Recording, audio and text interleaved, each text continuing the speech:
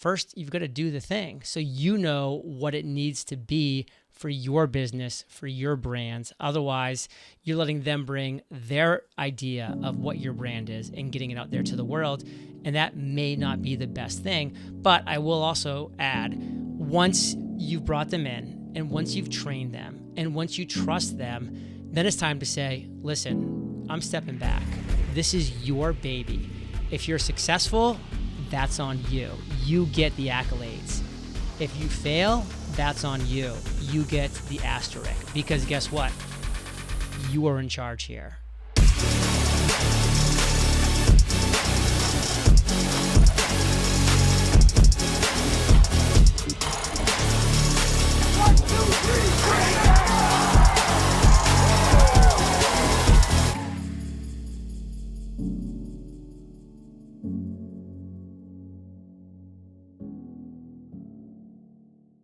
Hey, welcome back to the Shift podcast. As always, I'm your host, Anthony Trucks, and we have the honor of obviously getting to talk to another amazing human to find out how this person made himself successful in all the manner that he is, because today is all about finding out how successful people make shift happen in the shift moments they navigated, good and bad, to get where they're at. Today, we have someone who, I'm not gonna lie, man, I feel a little bit nervous. I'm like, this is like the podcast king. Like, I got to make sure I don't butcher a podcast with him on the podcast. It's kind of meta. I have had the blessing of being on his show twice. It is, I might be the absolute number one like business podcast in the world. Has been going for 3,000 plus episodes. The dude is he's an animal in the game of what he does. But not only that, I think what's cool to me is how he actually shares the entire like flow of what he does. He is so serving in how he shows up for people to be able to have success in their life, but he also is living a life that I think people want to mirror, not from like Ferraris and jets and Gucci belts, but from a stance of like enjoying his life, but serving at a high level, a duality. Not everybody finds a way to live, but he does. And so today I want to unpack all the stuff. How did he get to where he's at? How can you extract some gold, but also what he is experiencing in his life now that maybe we can see and peer into, that we can try to live more like, because I think he's a guy we should. So without further ado, welcome to the show, John Lee Dumas. How you doing, man? Anthony, it's an honor. I mean, it was an honor to join you on stage at Funnel Hacking Live earlier in the year, and that was such a blast. And having, of course, you on Entrepreneurs on Fire multiple times, rocking the mic, bringing the fire, bringing the heat. Life is good. Yeah, man. And you're out there in Puerto Rico, man, living it up. It's nice and beautiful in your neck of the woods. I've been there a couple of times. A buddy of ours, I think, lives out there. So here's the question I always start with. You could take it wherever you want to go. The goal is to just kind of see where you're at in this moment. But here's a question. I'm walking around town and I sit down in this coffee shop next to this guy I don't know, you. And for some reason, you start talking to me. Why should I listen to you? You should listen to me because of a reason that you mentioned at the intro. I've now interviewed over 3,700 of the world's most successful and inspiring entrepreneurs. So when I launched Entrepreneurs on Fire back in 2012, I was not a smart guy. I was not a knowledgeable guy. I didn't have experience. I just had the desire to speak with awesome people and to speak to cool people. Mm-hmm. And that's what I've done now for a decade. Yeah. And so you would want to speak to me because I've been a mentee to all of those mentors, 3,700 to be exact. And I've listened and I've learned from you and I've learned from Tony Robbins and from Barbara Corcoran and from Gary Vaynerchuk and Tim Ferriss, and the list goes on over the past decade. So I may personally not have anything original to say, but I have a lot of things to say that are very impactful because I've learned, I've listened, I've been mentored by some of the best mentors in the world on this kind of format where you and I are right now on this kind of one-on-one conversation, which what better of a format can you have? Yeah. And I just want to impart that knowledge to other people. I dig it. I'm not going to say there's no way you have original ideas. There's no way you have that much information come in and have no idea how to put together a good cake, right? If you got all these different things in the kitchen, like you're to make a good cake, even if it's, borrowing things from recipes. But I'm always curious. So you go back to the beginning because, you started when podcasting was like this idea. And it's like, what are these people going to make a podcast? Like no one knew what it was back there, right? When you jumped in the game. And I'm always curious, like, who were you back then, right? It's also, we talk about identity, but like you said, I wasn't skilled, didn't have the background. What are the things that made you feel in any way confident to even just take the first step of asking the first person, hey, can I interview you? So I was a person who grew up in the state of Maine, and it was a very rural town. There just wasn't that many people around that I really looked up to and was inspired by and admired. And I remember I was like, it's time to go to books for potential mentors and the such. And that kind of led me eventually to a book by Jim Rohn, which I read voraciously. And amongst the multiple takeaways I had from that book, one of the biggest ones is you're the average of the 5 people you spend the most time with. And to me, that was like such a mind shift, because I was looking around at my 5 in my small little rural state of Maine. And I was like, it's not a very good average. No matter what I do, it's just not where I want to be in this world. I wasn't satisfied. I wasn't happy with that scenario. So from that point, I was always like, how can I surround myself with others via books, via audiobooks? Then it led me to podcasting. And that's where I said, well, I'm hearing and listening to some great podcasts, and I'm getting this kind of like third degree of separation where I'm kind of a fly on the wall, listening to these great people having great conversations. Yeah. Why can't I be in the room? Why can't I be a person that's sitting at the table asking the questions that I wish those hosts were asking, going deep in areas I wish they were doing deep dives in? And that was kind of the whole emphasis for me of saying, you know what, it's time to get in the room. It's time to talk to the people. It's time to be the average of the 5 people that I want to be the average of. Take control of those reins and make it happen. And again, that was 2012. And here we are, 2022, 10 years later, 3,700 episodes later, over 100 million listens to date. Yeah. And it's been quite a journey. That's a crazy journey. I mean, there's a lot that happens within there. There's a lot of odd-shift moments we haven't even figured out just yet. And it's gonna be, I'm trying to see if I can find some of them. But I know, like, I'm trying to extract the things that people go, okay, I could do that. Because, yeah, that sounds good, right? 100 million downloads. But, like, there's people that sit back and go, maybe I could. But some part of you, although you're talking about the average of 5 people, I believe the average of the expectations of the 5 also. Like, what they expect, I elevate to. So when you leave this, this group of 5 and try to enter a new realm, was there any apprehension you might not be prepared or good enough or of the caliber it takes to be in that room at first? It's called the imposter syndrome. And I had the imposter syndrome every way, shape, and form. I mean, I had never interviewed somebody. I had never taken the stage. I had never spoken to a microphone before. I had never interacted with people who had had massive success. Yeah. And I had that fear, that doubt, the anxiety, the stress, the imposter syndrome of saying, who am I? Who am I to even ask this individual to spend some of their unbelievably valuable time, energy, bandwidth, knowledge with me? And it was a very scary proposition. But again, by continuing to read the right content, listen to the right content, I found that everybody starts there. Everybody starts with fear and with doubts, with insecurities, and with the imposter syndrome. I mean, it's part of being a human being. In fact, that's why you and I are here talking today. It's because 40,000 years ago, our great ancestors had doubts and anxieties about going outside of a cave because there might be a saber-toothed tiger around the corner. And they didn't get killed because they were scared and fearful of that. And they were right. Now, we don't have those in our scenario today, but we still have those same fears and innate doubts and stressors that just kind of really consume people.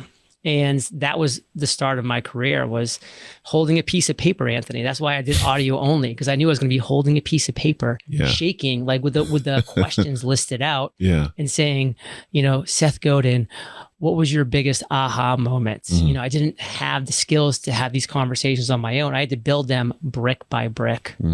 That's a beautiful thing. I think the brick by brick thing is a very necessary statement, right? Because I think people are expecting to go out and like you're laying a 3D printed wall up. Like, no, man, it is a brick by brick navigation. And you built it brick by brick to build up something. But there's a lot of levels you crossed, right? Because there's the launch, the build up. I'm sure there were points in time when you had to have looked back and go, holy crap, this is actually something I created. Like, what might have been the first moment when you just kind of like woke up to the fact that you're incredibly successful at this level in time? I'd say it was month 13, because at that point, I'd essentially generated no revenue in the first year, next to nothing. I really didn't have much of a business acumen about what was going on, how I was going to continue to keep the lights on in all these different areas. And an individual reached out to me and he said, John, I currently represent comedians, and I've noticed with these comedian podcasts that I'm doing that we're getting a lot of success and traction with sponsorships. But the problem is a comedian's audience is very wide and broad. It's not very targeted and narrow. You have a lot of things going for you. You're doing a entrepreneurship show. So you have a very specific and niche audience, small business owners, entrepreneurs, sidepreneurs, hustlers, people that are looking to grow their business, learn to become better businessmen, businesswomen. And also you're doing a 7-day-a-week show. That means you have 30 sponsorship episodes per month. That's 60 spots per month, because you can typically have between 2, sometimes even 3 sponsors per episode. So my potential inventory was huge. So this guy was willing to take a risk on me and bring sponsors to my show because of the quantity of my show, not because of the quality, because it still wasn't quality after a year. Like I was still getting my chops. Makes sense. Breaking in step by step, but the quantity was there and the niche was there.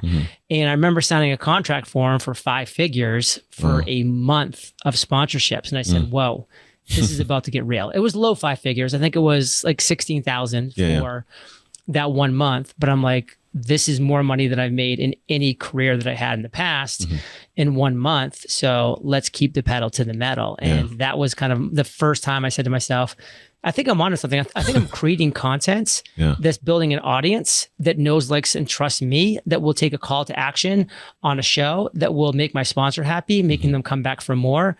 And again, that was over 9 years ago. And since then, I've signed 7-figure contracts with sponsors for multi-year deals. Beautiful. That, have my podcast making 200, 300, K net profit every month. It's beautiful, man. That's like super cool, because I think that's the one thing is people don't grasp is if you do it right and you build into something, take it like a little bit of a risk, like things turn into something special and cool. But I always have to think back. There's got to be moments in time when it's how I think success works. I feel like success is like getting a nice, fast sports car. And then all of a sudden you start going quick. You're like, you can handle 60. You get to like 80 miles an hour. And then like 100 miles an hour, you're like, oh, this thing's going pretty fast. And the natural instinct is like, let me brake. Let me just slow down and see if I can handle it. But those are successful go, let me buckle this thing, tighten it a little bit, grip the steering wheel some more, and press it more. When do you find there's a some point in time you're like, this thing is moving like real fast, that you didn't know if you were ready to hit the gas? Absolutely. In fact, the time that comes up to me when you're talking about that is we finally got to a place where we had sponsorships kind of locked in and everything was going really well there. I had a few coaching clients and I thought it was time to launch my first product. And I decided that was going to be Podcaster's Paradise, where I was going to teach people how to create, grow, and monetize their podcast. And I remember saying to myself, like, how am I going to validate this idea to know that people are going to actually want this? Because it's going to be a lot of work, creating video tutorials, the templates, having like a Facebook group so everybody can chat and ask questions and have access to myself and the rest of the team. So that's going to be so much work.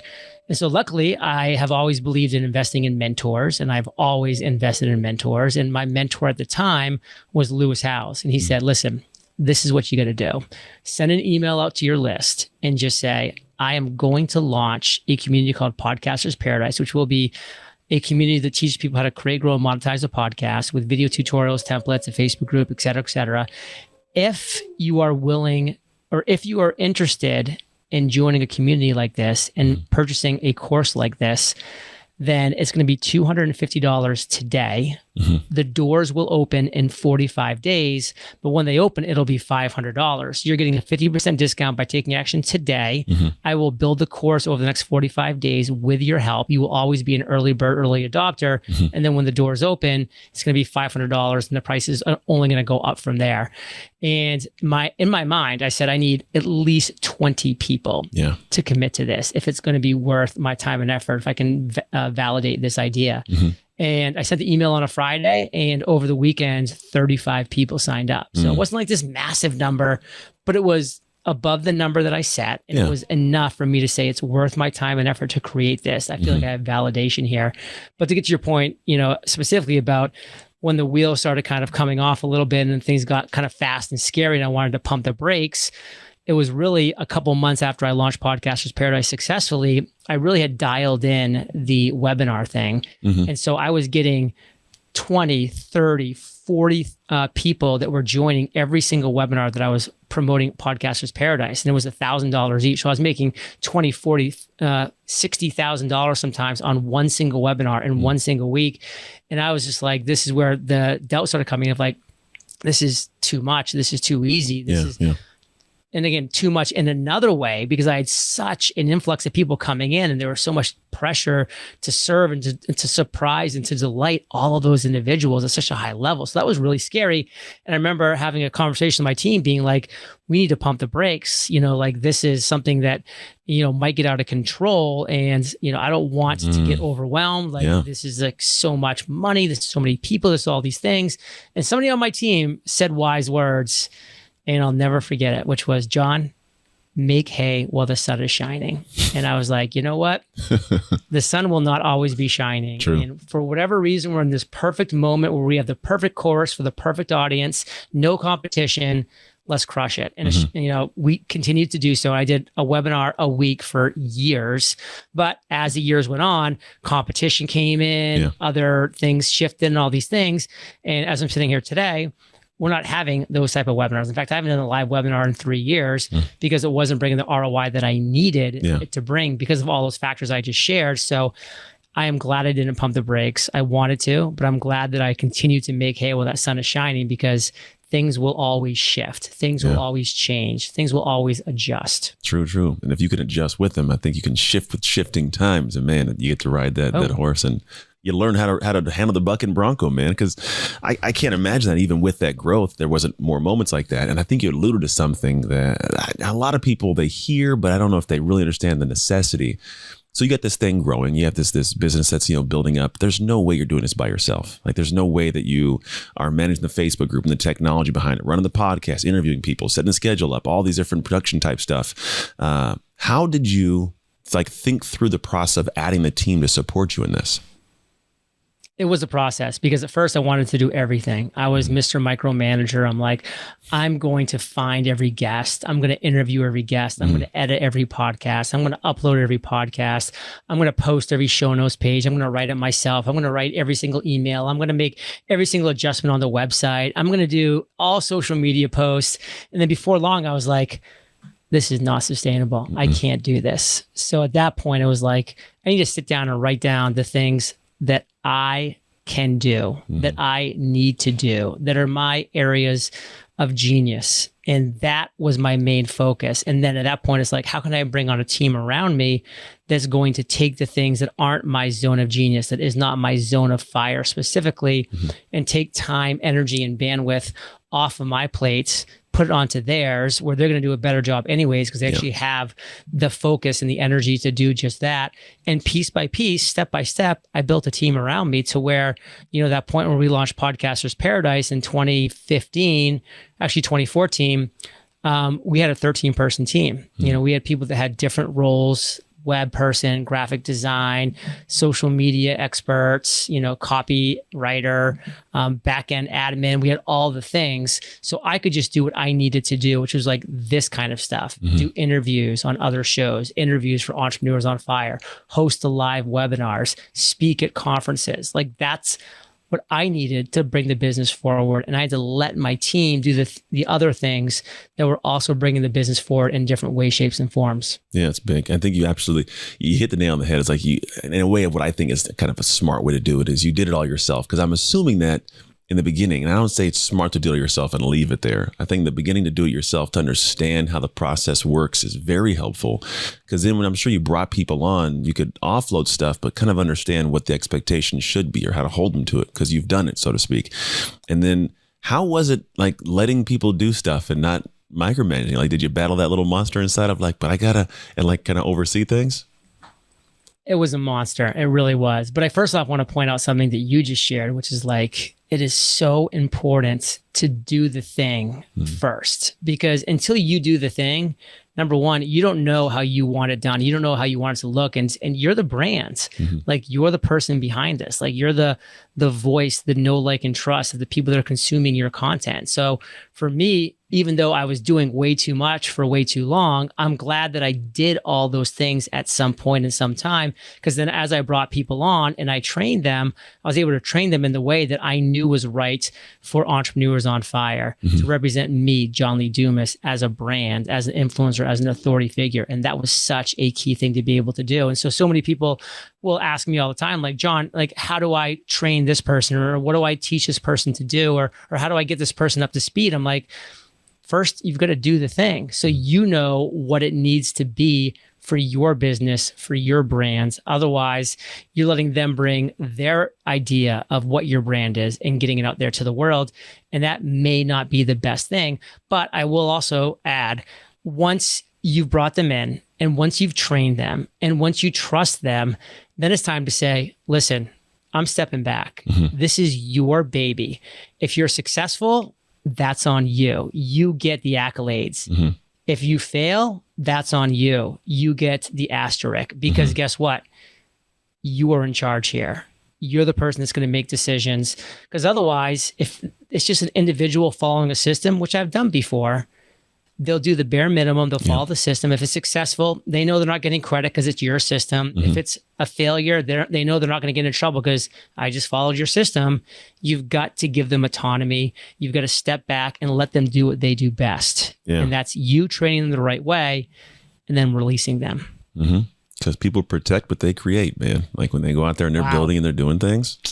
That's so true. Yeah, they rock and roll. And that's true. Like I have a team of people. Yeah. And I've actually been asked by my team recently, like to stop doing things. They're like, can you just not do this? And I'm like, nah, okay. So like I battle that sometimes too. And I'm like, okay, I get it. And so we pull back. But it's funny it's not actually funny. It's true is when you let them do what they do, they actually do it, I think, better, because there's always like the idea, if I had a turkey plate, let's say it's Thanksgiving and it was just turkey. Like I'm missing all the rest of the stuff. It's like colorful, beautiful stuff on the table. And that's what they bring is the difference, the nuances, the eyes that they wouldn't see. Now I know it's going to be a turkey dinner. We're not going to go out there and start, chopping up bison and bringing it in here. It's like I've given that kind of structure, but having the structure at first definitely helps. And what do you think to help you understand like costs? Because I know there's been times in the past when I didn't know some stuff and I went and learned it later, but I'm like, I should not have been getting charged that level. That's tough. And by the way, I just want to step back and say, AT, you always bring the best analogies on my podcast, here on your show. I mean, you bring those analogies that just kind of really bring these concepts and ideas to life. And that's really powerful. A mastermind is so key. Like a mastermind of peers, people who are in your business, in your industry, they understand what you're doing. They've been there, they've done that. Some people might be a couple of steps ahead. Some people might be a couple of steps behind, but they're in the industry. They've been there, they've done that. They all bring their own strengths, their own weaknesses. You're meeting on a regular basis. This is so critical. And so that when things like you just mentioned come to fruition or come to an opportunity of like, hey, I'm about to bring on this individual to do X, or this team to do Y, or this company to do Z. They've had the experience, they've had the knowledge, you can leverage them. And if somebody in that small mastermind doesn't, you can almost be assured that they know somebody who has. And now you can get real advice from real people who have been there and done that. And that's critical to such a high degree. So, I mean, that's why it's so important to have mentors. Like I mentioned with me, I had Jamie Masters, who was a successful business podcast host day one. She was fantastic. She guided me along the way. I had Lewis Howes that gave me so much great guidance in so many different areas when it came to webinars and different parts of my business. And I've had other mentors along the way.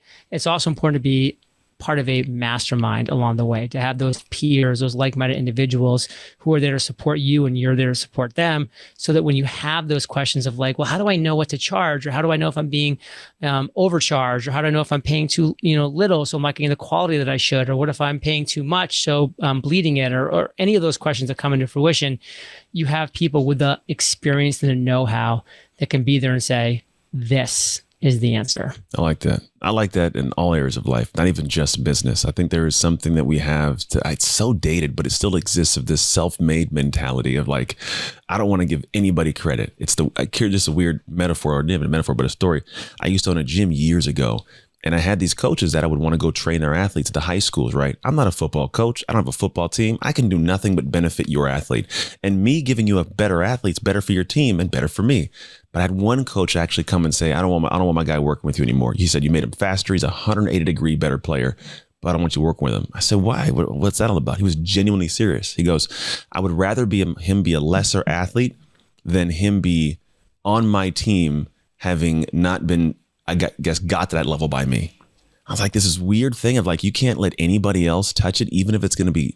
So some people have this desire to be so internal, it's got to be all me, that they won't do what you just said. They won't go touch base, ask questions, because somebody else might get credit for them being good. Yeah. And there's two mindsets in this world. you and I live in this mindset of abundance where there's endless pieces of the pie out there. And just because I'm getting a big slice of this pie doesn't mean that you're getting a smaller piece of the pie, where the flip side, like the individual that you're mentioning, is living in a total scarcity mindset. And that's unfortunately the majority of the world, not the majority of people that are listening to this podcast, but the majority of people that live in this world have a scarcity mindset where it's like, well, if Anthony is getting this and John's getting that, that means there's only this much left for everybody to split up and all these different things. And that's just not the way the world works. And I've seen that for 10 years. I've seen that for 3,700 interviews. I've seen that with, successful businesses across the board. And it's just such a truism that unfortunately takes a mindset shift because most people are defaulted to scarcity. True. But also takes you putting yourself in the right situation with the right mentors, with the right masterminds, reading the right books, listening to the right podcasts, which very few people do. Unfortunately, that's true. They don't do that. They go and stay in their bubbles and try to do everything on their own. It was what Dan Kennedy, I read recently, was saying something like abundance is kind of like the ocean. Like when it comes to like money and different things, some people go down with a thimble, some go with a tanker. Whichever one you go with, there's still an ocean. But if you choose to go down there, like with a thimble, that's on you. Good old Dan. Yeah, he's got an amazing brain, man, and he ain't who he is by no accident. He's still cranking it. Yeah, it's super cool. And him and that, what Russell's been putting out with his stuff has been cool to watch. I'm on the thing they have coming out, it's something magnetic marketing or. Oh, I can't think of what it is. Yeah, it's beautiful. I get it in my mail. I look forward to it. It's the only mail I look forward to nowadays. Everything else is like bills and weird stuff. And I'm like, I got this cool. My wife's like, what is this? Don't throw it away. I want to transition a little bit. I want to progress this through, right? So you've gone through this journey of building up this amazing brand, amazing business, serving a lot of people. And you're at a level that a lot of people go, man, I want to be there. And I think what's interesting is they say want to be there. And I would say typically we'll call it for the impact, for maybe the money, because you do share the numbers, which is really cool that you do that. And I always look in the work of what I do, identity, as people can get to that point, but they might not like who they are when they get there. So I guess I got a two-part question. One, was there any point in time where you had success and go, I don't like this guy, and you elevated? And then other part of the question is, break down how you live life now. Because from what I know, it's really cool. And I want to know, how do you maintain that without being pulled in so many directions? Because I know you can do so much.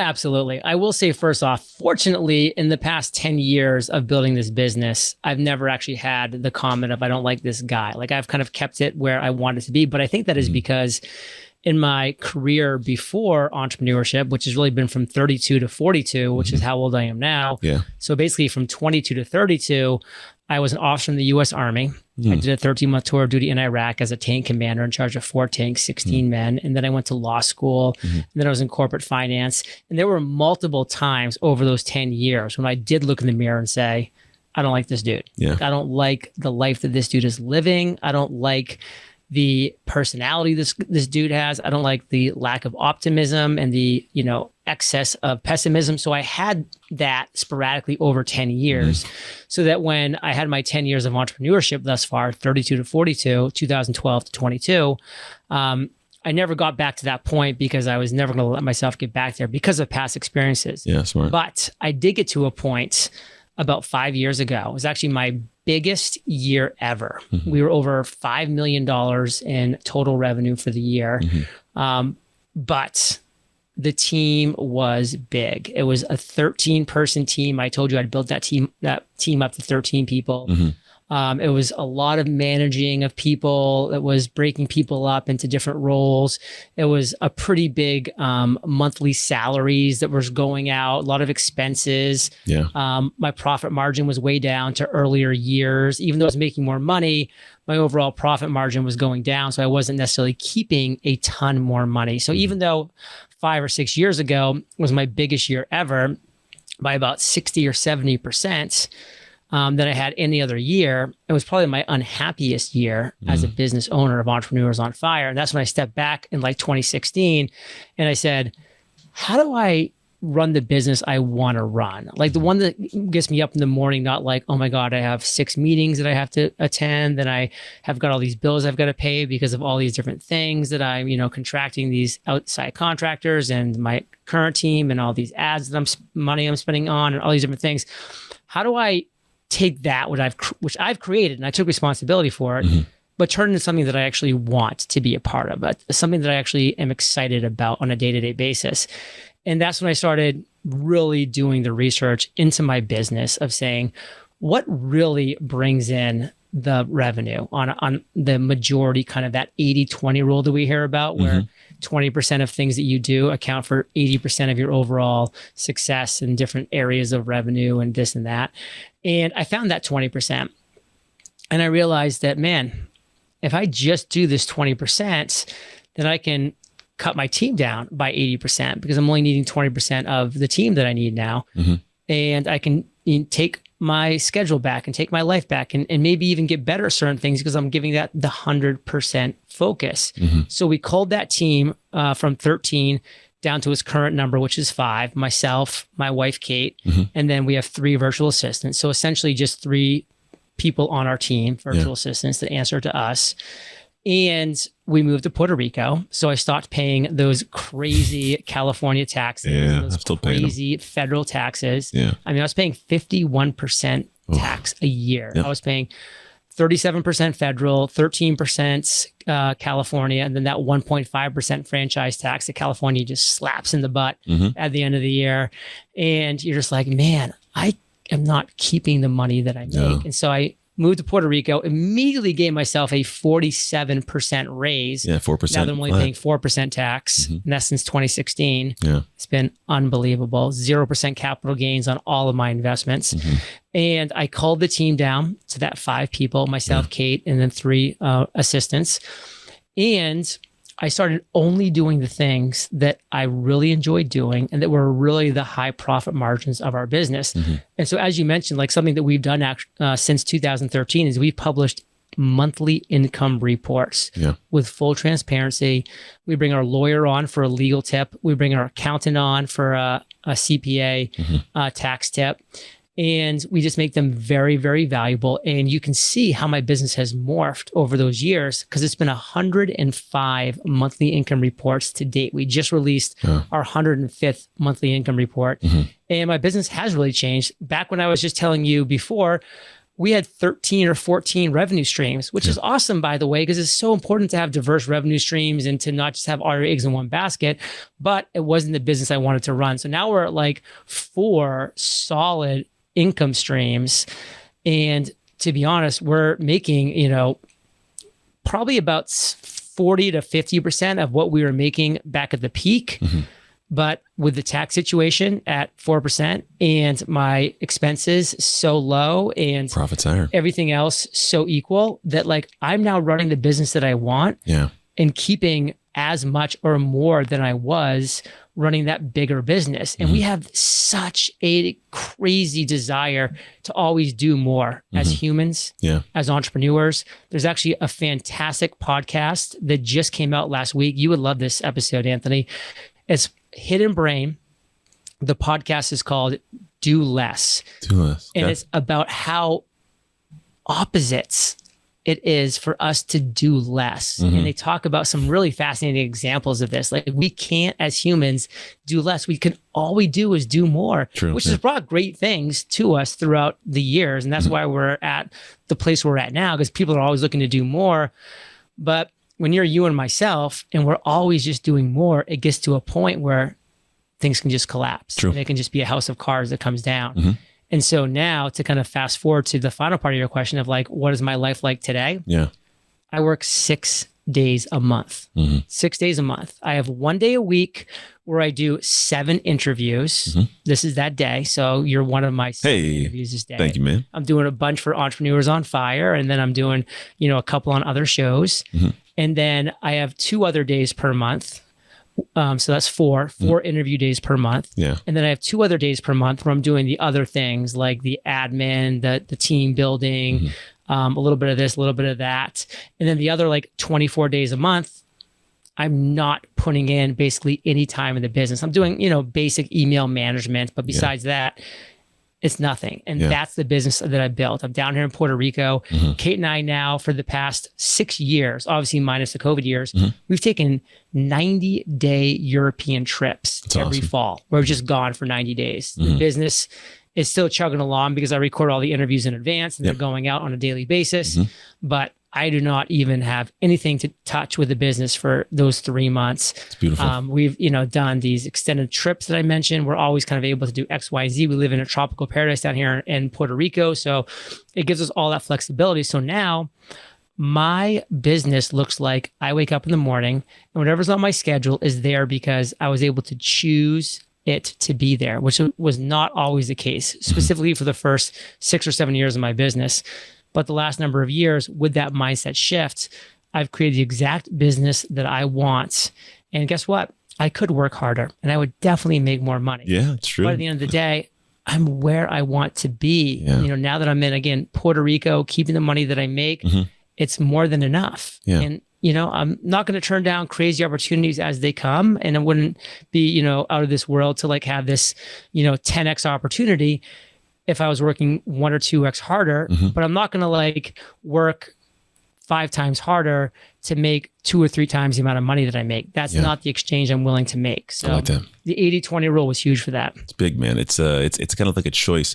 It's almost like you did what I say separate yourself from the world scale of success. Like you found what's good for you. Like I'm in what I call season of dad right now. I'm gonna be a dad. My kids one's going to college. I got a couple more that are 13. They'll be heading off, in a few years. But until then, man, I'm gonna run the business in a way that allows me to be present, so they don't look back and go, "Dad was always working." Like I want them to be very aware that I had a job and I was free and I did what I love to do. But at the same time, they know that I love them and I'm here and present. And if you don't create what you have created and create a business like mine that has team and people operating, you're just digging yourself in a hole and nothing's ever good enough and you're borrowing the crappy scale. I do think that there was a window like you talked about. Let me break in here because you practice what you preach. I just want to say that for your listeners. Like when I was speaking with you at Funnel Hacking Live, I was like, I hope to get to, bump into Anthony at the speakers lounge afterwards, get to hang out with him, maybe have, a Perrier, a sparkling water with him at the party later. And you were nowhere to be found because you got on stage, you crushed it, and then you left. Went home, man. I like to be home. I like to be in my house. What I'm talking about. Practice what you preach. Yeah. It's funny is I get home and no one cares what I did. I just go home and, hey, can you get the stuff in the backyard? Can you go take the trash out? Do you realize I was just a king on a stage in front of 3,000 people with smoke and lights everything. And everybody was screaming? Yeah. I say it all the time. And I'm like, I'm so great. They're like, you're just dad. And I go, people pay me to talk and none of you want to listen to me. Like it's super, it doesn't make any sense. But I think there is something like that's, it's beautiful. The whole process of like doing that all. And I'm always curious, like I look back at my life because you had mentioned earlier, sometimes like you break things, like you go so fast that things fall apart. I lost my marriage. I lost all those things because I was not focused on what we do now.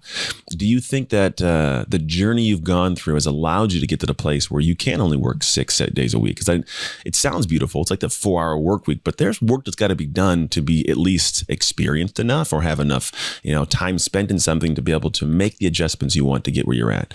How, I guess, critical is it to have gone through that muck to be in the place you're at now?